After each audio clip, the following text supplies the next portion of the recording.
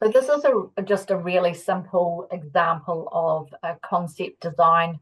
On the left there, it's a bathroom that had a couple of walls that were blocking the space. The hot water cupboard wasn't accessible and was taking up a lot of room. It didn't need to be there. The hot water cylinder was in there as well and just taking up valuable storage space. So in this example, we actually moved the hot water cylinder outside to the exterior of the house, and we removed those walls that were either side of the vanity, create a much nicer flowing space in there, much bigger shower in there that made the room, I guess, link with all of the other fittings in there much better. Using these concept designs and then on top of this, the renders and the 3D visuals are what I alluded to earlier.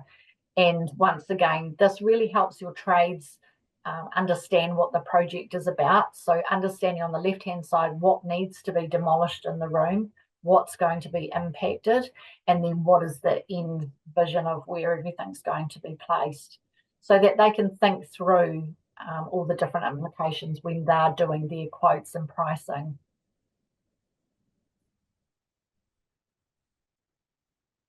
So these are your elevation views. So this is where you can set the heights, for example, that I talked about, vanity. So this was in the drawing on the right there, you can see it's a wall hung vanity with a vessel basin on top of it. But because it's got the vessel basin on top of it, typically we would set the vanity height lower so that you're still able to reach over top of the vessel basin. So things like considering heights of your mirrors and so on there as well, and spacing between items as well. So there are some rules around how much elbow room, I guess, that you need either side of a toilet where you can do that. Once again, not always possible, but things that we take into consideration. So just sticking with the same project here. So these are not photos. These are actually the 3D renders that were done off those concept plans.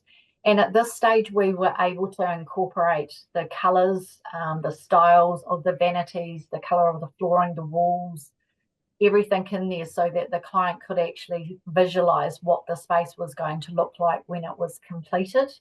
And then the 3D view is similar to this as if you were standing in the room. I can't show you that tonight, but if I come and visit you, I'll be able to show you what that looks like. And but as I say, really helpful. So if they decided, oh, I don't really like that duck egg blue, or I don't like that marbled top on the vanity, you know, they could have the opportunity to change that out at this stage before you've actually gone any further.